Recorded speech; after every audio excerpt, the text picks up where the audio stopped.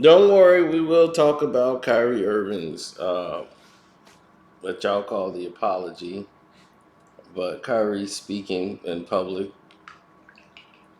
from the first time since his suspension. We will address that, but let's talk about this. Dave Chappelle, right, is everyone's favorite person to come after. They love Dave Chappelle, and he seems to be above canceling, and they hate that. He doesn't seem to care.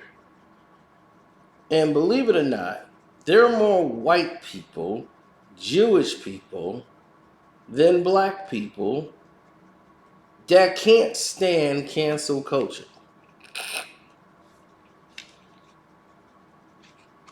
They're irritated by it.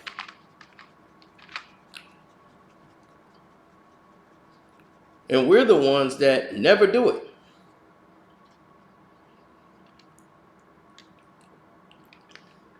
Because we know they ain't gonna listen to us anyway. So we don't even engage in canceling somebody. We all tweet about it, but there's no actions. Now, here's the thing.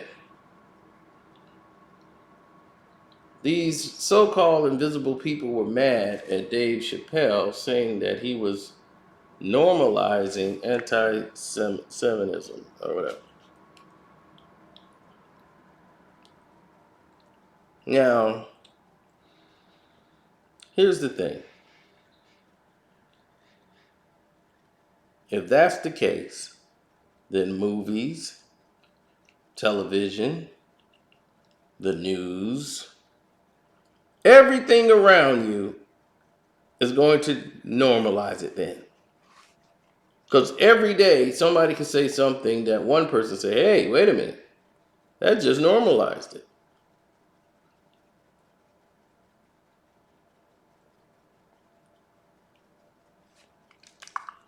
Now, is it me?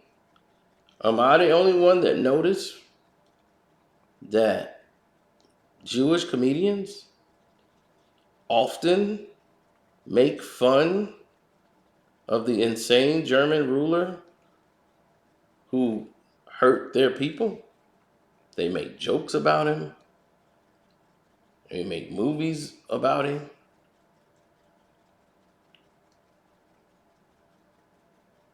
But if someone black or anybody else say that person's name or use them in any type of way, it's normalizing anti-Semitism. I don't understand it. But it's good, clean fun and comedy when they do it. Larry David has done it, and many others before him. He's done it in a lot of movies, writing as jokes.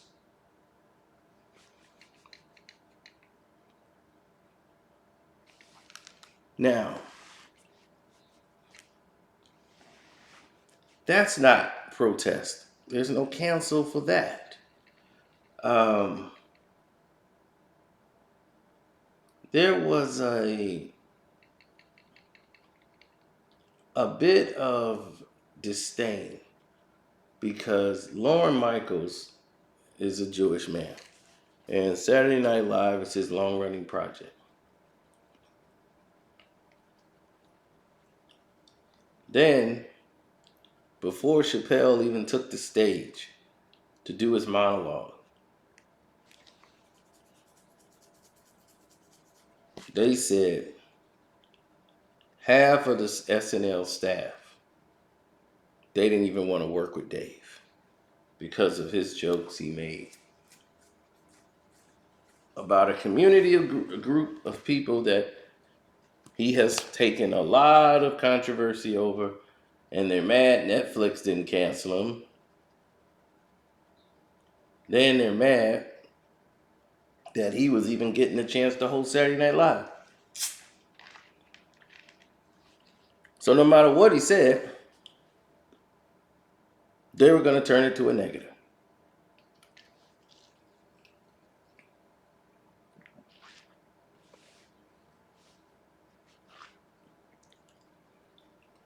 As all the people who was listening was tuned in to see if they were going to say something. They don't like him. They want him canceled, but they want to tune in to watch everything he does to see if he says something else about their group. Right? So that rumor flies around, which was a complete lie, and was met like, man, nobody said they weren't working with Dave. That's all a lie. Dave's been here. Everybody's had a blast.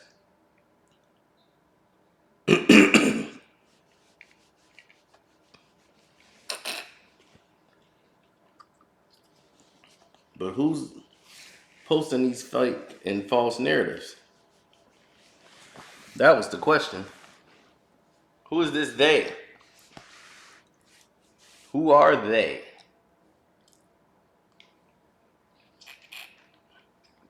No one's quoting sources.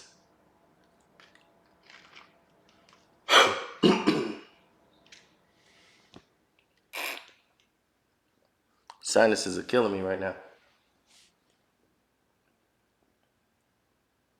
So now, after this is done, now it flips. After his monologue was a success, and everybody's talking about how he defended Kyrie and Kanye,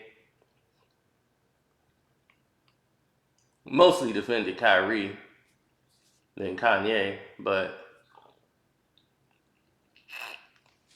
they come out.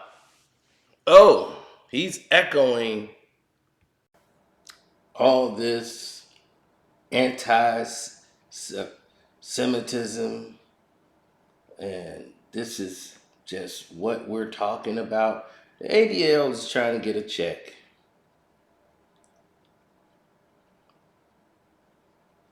And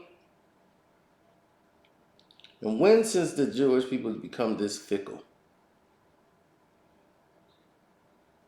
But see, this is not how all Jewish people think. But these few Jewish people who are speaking out is messing it up for the other people who just going about a walk of life, not even caring about this stuff. He was like, I heard it. I didn't see nothing. It was funny. This is Jewish people. And I'm like, where are they finding these outraged Jewish people from then? Who are these people? They was like, and a Jewish person told me the ADL is just trying to get some money, to put towards the cause. That's their job. They go out and look for money and get money. And I said, oh, okay, yeah. And they put it towards a good cause or a good union or whatever. But if they see an opportunity, hey, they can get a donation or something, they go all out. That's what they do.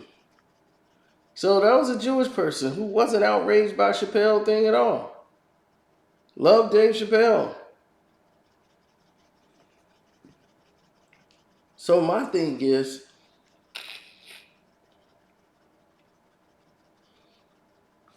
why now?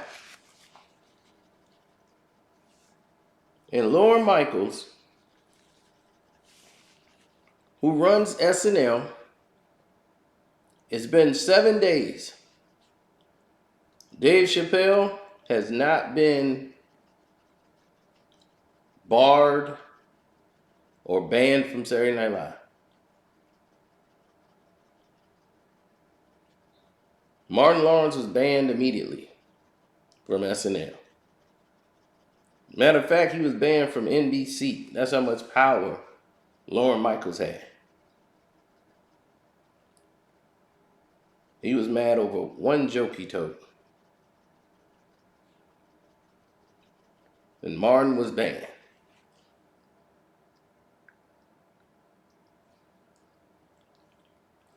So, Lauren Michaels let Chappelle rock this stage and didn't ban Dave Chappelle.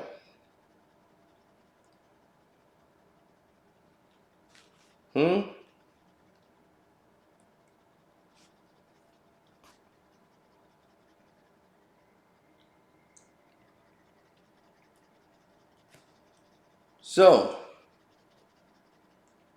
everyone is painting a news story because some people in the ADL is putting pressure on Lauren Michaels to hold Dave Chappelle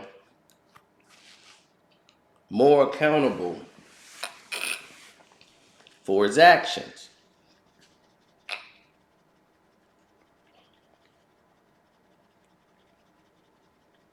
And what did we get? You want to know what we got?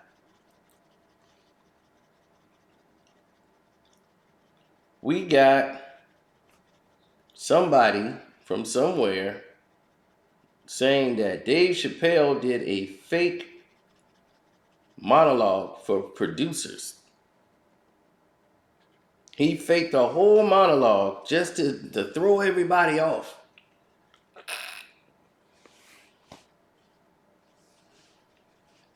We gonna fake it.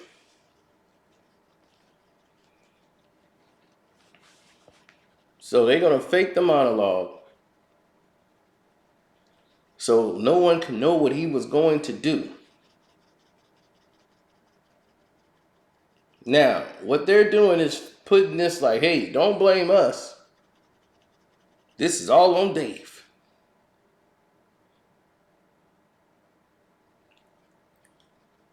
Who made this story up? And if he did do it that way, kudos to him.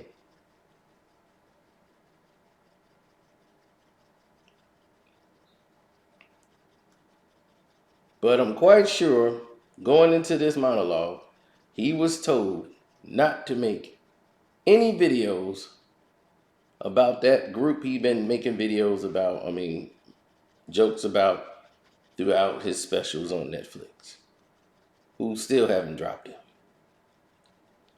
Dave Chappelle, after all this attention and everything else, has the highest rated show on SNL this season. Surprise, surprise, surprise. The numbers are through the roof.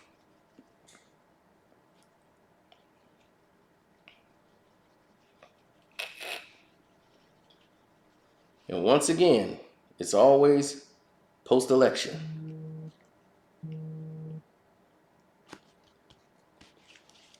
It's like it's by design.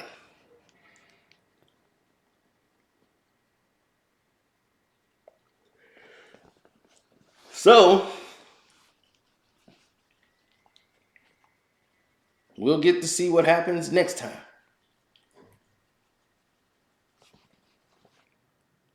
When it comes to Dave,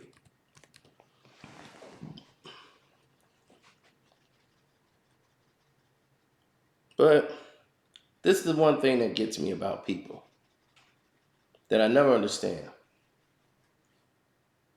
People are so concerned with everyone else's life, and their life is in such despair, and they're unhappy.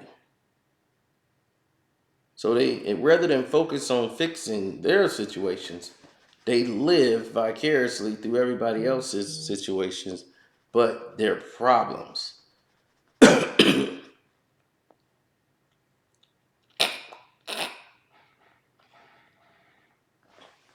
They try to act like they're advocate, like they care.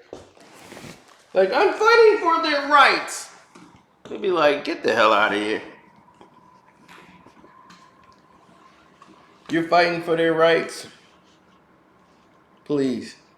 You got some that live down the street from you and you walk past, you cross the street when you're walking your dog. You don't even want to walk past them. But you're fighting for their rights.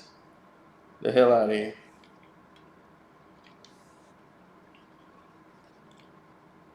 People are so full of it. When has that become the wave?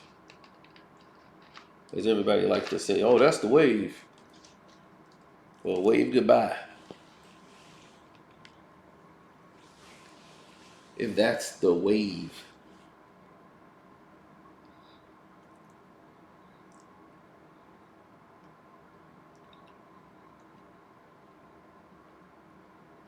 Society's grown tired, man.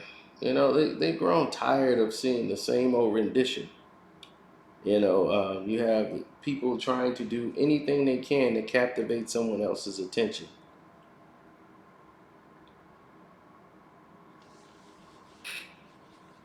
And I mean anything.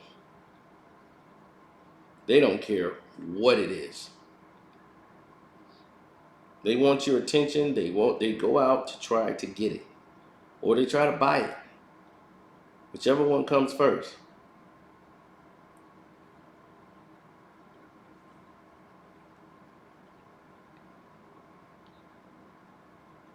Nobody cares about this monologue situation. People just love to keep things going.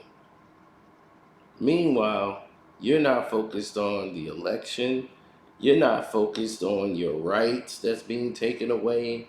You're not focused on gun bans and people being released from prison and all of this reform. You're unaware. All you know is food is getting expensive and gas is getting expensive, and you don't know why.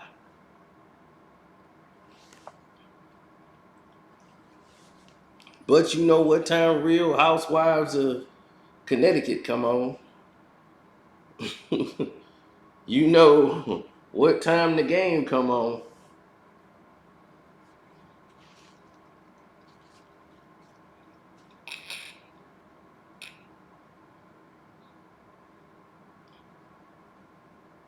You know?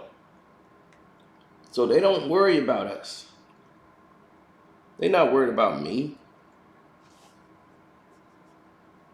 I think they're worried about somebody, one individual, or one small group. They're not. They want your kids. They're not worried about you. You're insignificant. They look at you as irrelevant. The youth ain't gonna follow you. The youth gonna follow whatever the new, fresh movement is.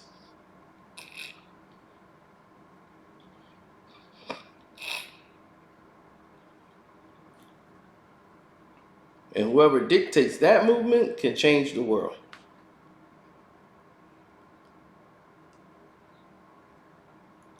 Lil Wayne had the power to change the world. He controlled Hispanics, blacks, whites. He had so much influence over all three major genres in the music industry, all at one time. Wayne had it. Very few people get to do that. Kanye's had that.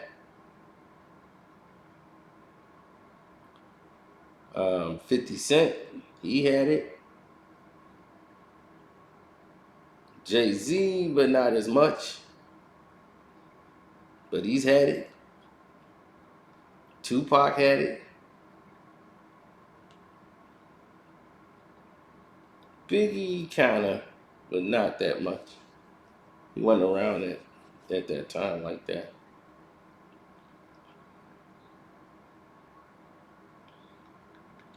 But you get the point I'm trying to say. It's a very rare thing. Nas never had it because Nas never wanted it. And if he got anything close to it, he walked away from it. He didn't want that. Now,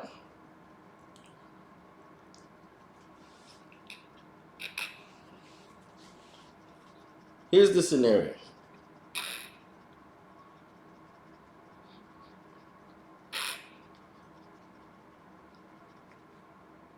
Oh man, I'm telling you. I need them sinus pills bad.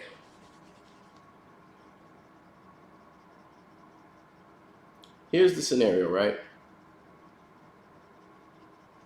Everybody is screaming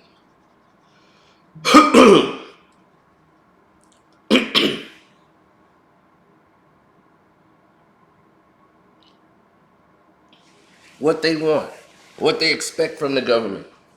But nobody's willing to talk about what they're willing to do.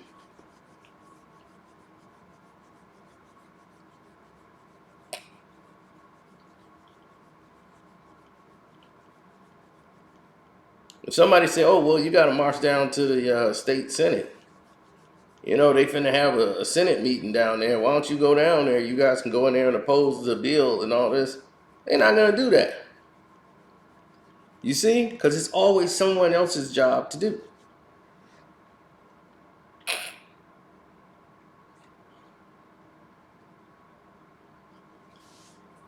See, back before these elections and things start happening like this is how people got into power. They would have to go up to groups of people and talk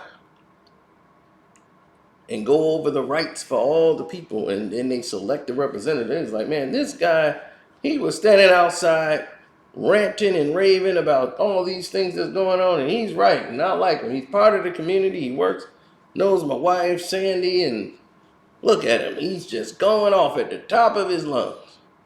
And the people would gravitate to that person, and he'll get a following. When they start saying, that dude is smart, he got it all figured out, we gonna get behind him. And they root him on, and other people start getting behind him because they see everybody else getting it behind him. And he got him a following. And they put him up for their representation and saying, we want him to run.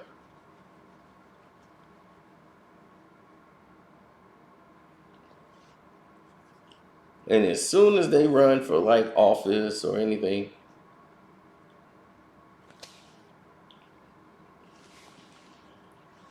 it's met with disdain and conflict.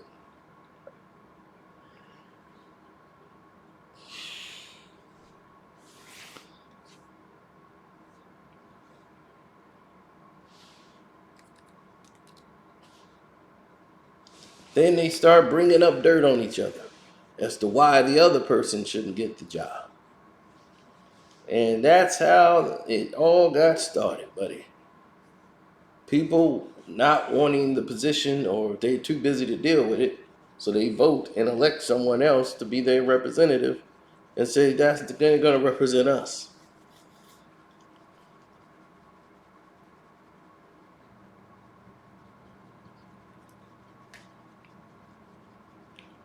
So now they can go back to living their life freely and not caring.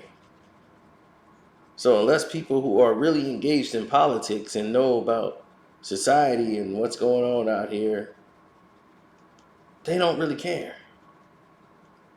All they know is they want to get a good tax return. They want taxes low. They're paying too much on gas and food.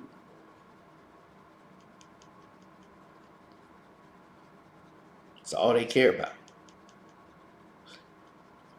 So during election time,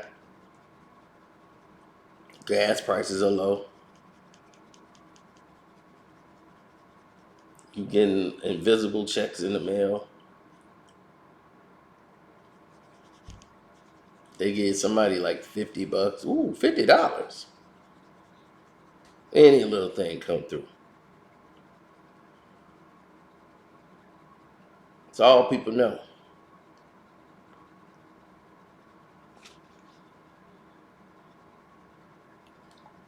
Oh, please. Dave Chappelle ain't worried about any of it. Dave owns a farm.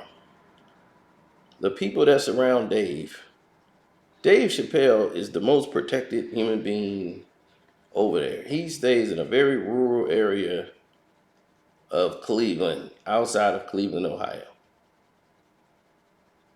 where he hangs out with mostly people that's like 40, 50-year-old white guys who don't even give a damn he lives there. They got more money than Dave. And then some of them own more property.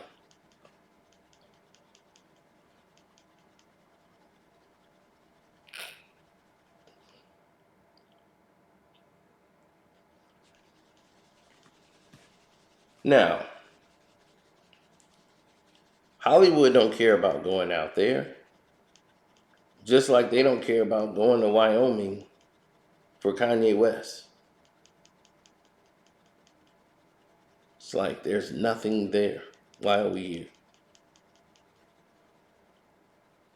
But they want to show you people being harassed and broken. Like they say, the humiliation ritual. Yeah, this is it. They love to humiliate you. I want to see how you stand up to humiliation.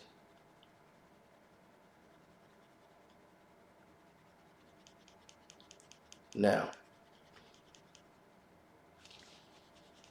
all these acts stressing Kyrie Irving out over a tweet when this guy has literally said nothing. And we're going to discuss Kyrie on his own video so we don't get all, distracted with it and everything else. But they ignore all the good these people have done in the community.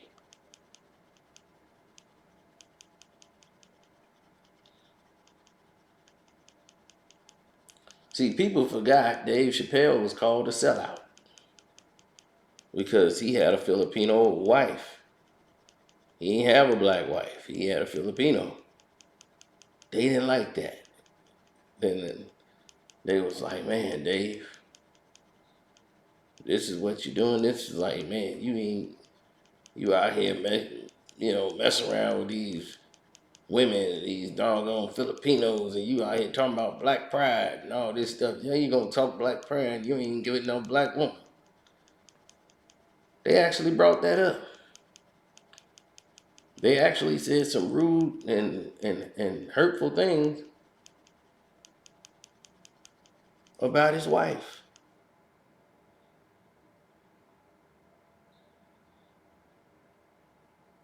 Super rude.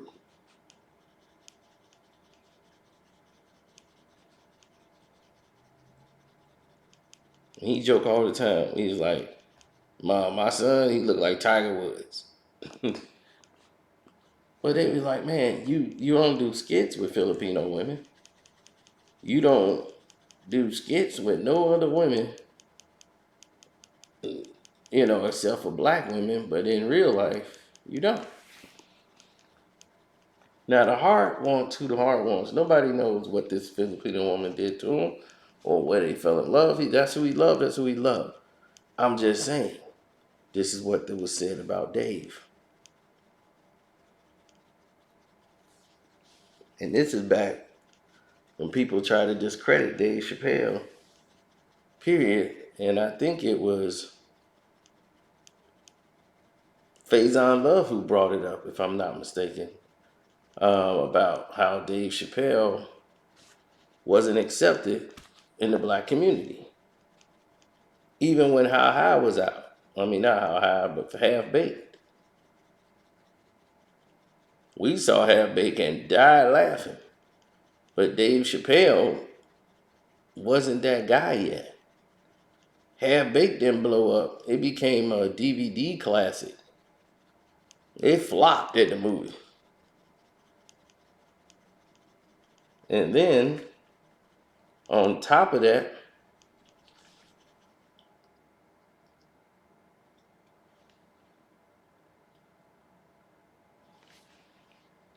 on top of Half Baked, he was hanging out with Jewish people, gay people, and a bunch of people that really weren't black. Dave Brennan was his best friend. Co-write Wood. And he wasn't really blowing up in the black comedy circuit. He blew up in the mostly like Jewish, white centric, area. Suburbanites almost. And Dave would tell you that. He didn't grow up in like with everybody else. Like in the comic game, because he got in pretty late. He went to school for arts.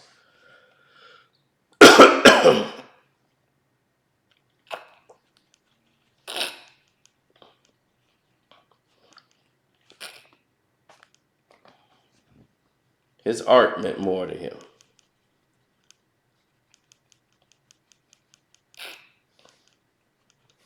So to be a better comedian, he took up acting lessons.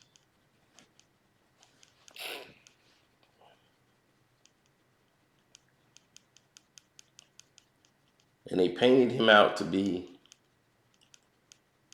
an Uncle Tom or someone else's uncle. Like, oh, he ain't. So they never gave Dave any time because he didn't come up like the other black comedians. They thought, but he did. He came up doing the same circuits, doing the same runs as everybody else. He just had a different circle of friends. But Dave was funny. He was better than them. His mechanics was better. He was the comedian's comedian.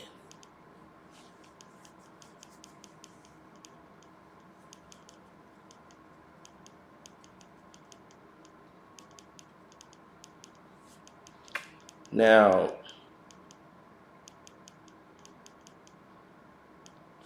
here's the thing. Dave had his first HBO special, and it kind of bombed.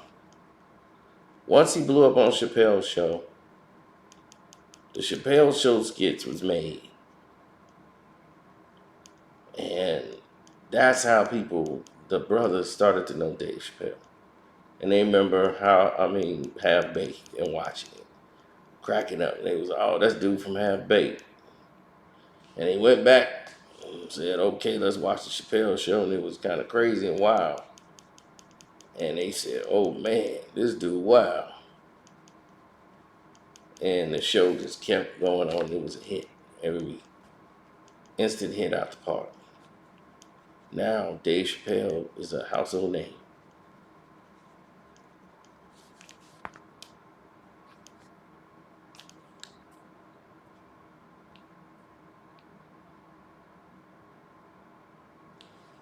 So a lot of things have transpired. A lot of things have happened. A lot of acts then went on as far as comedy specials and all that stuff. But Dave was not one that was considered to be accepted until Chappelle Show. That's when the brothers started really gravitating to Dave Chappelle. White folks been knowing about Dave. So to make Dave like, oh, the super black comedian who fought for this and that wouldn't be accurate. That would be Eddie Griffin. That would be him. That's the man that ain't never changed for Hollywood. That's the man who I think they owe an apology to. That this industry owed an apology to. And Seth Rogen ran into Eddie and he told him, man, tell your Jewish friends to let me make my movie. You see, the problem with Eddie Griffin is, unlike Dave, he doesn't have those powerful friends that came to his side. He basically shunned all that because he had a lot of personal things going on. And people didn't want to be surrounded by it and felt like he's out of control. He's a car that's going to crash very soon. But what a talent. People would often say that to me about Eddie. They was like, man, Eddie's great, but Eddie's out of control. And he's a car that's just going down. He's zipping past all the money, the sponsorships, everything. And he finna crash. And it's going to be sad. He's going to be one of those stories. And he almost was one. But it didn't quite get there.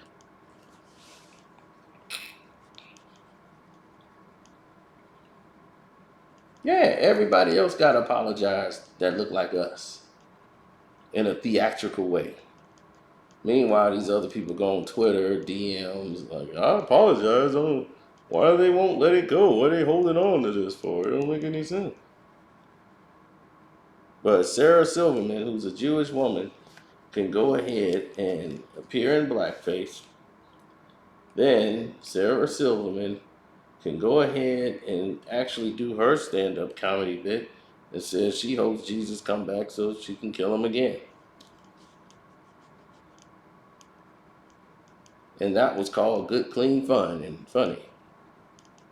But David Chappelle jokes is about hate and it's anti-Semitic.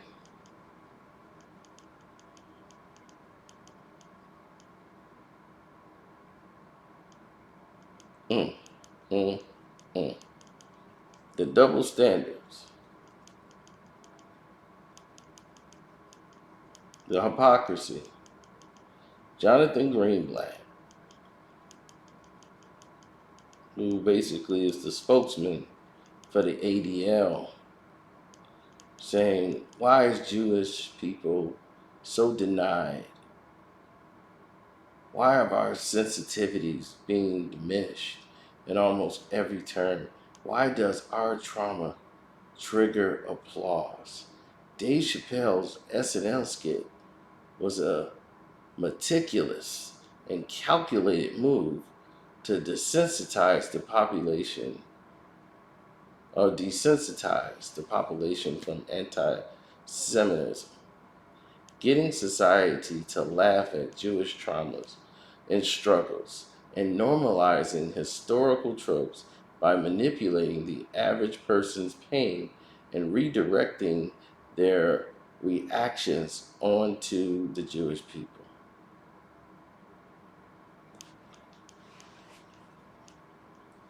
So Rudy Rockman, who added that in there, and Rudy is a Jewish Israelite rights activist. Didn't know that existed, but I do now. So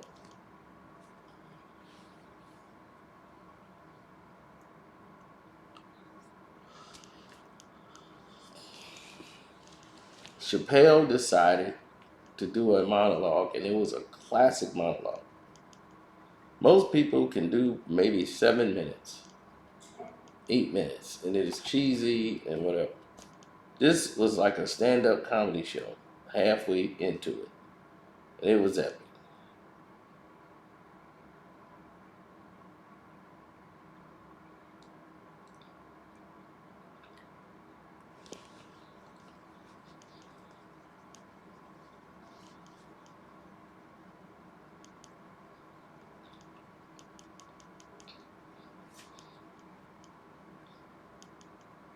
Mm, well, things have heated up.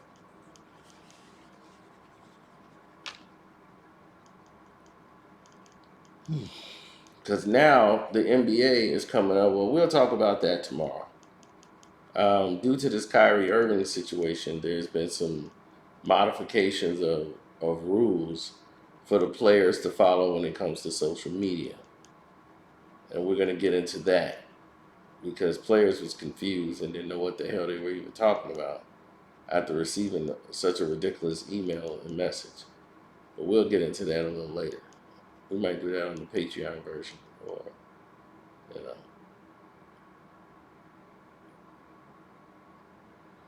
So it is what it is. Thanks for rocking with me this long. Just wanted to chat with y'all. I ain't been able to really sit down and chat today. It was just the hypocrisy, just had to point it all out. And if Sarah Silverman could say that, I wasn't offended when she said that. Nobody was offended when she said something. You know, why is it okay for her to do these type of things, and it's not okay with everybody else doing the same thing?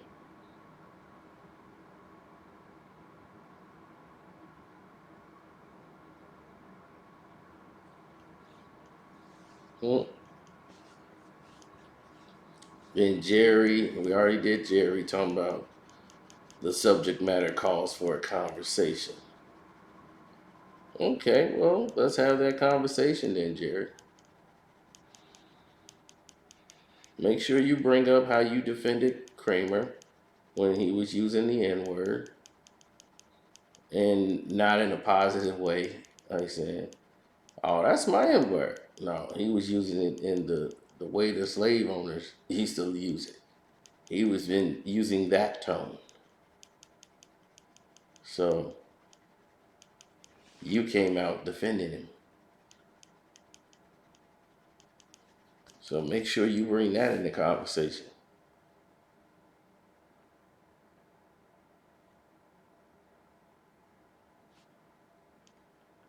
So anyway, don't want to take up more of your time. Thanks for everybody who hit up my Cash App.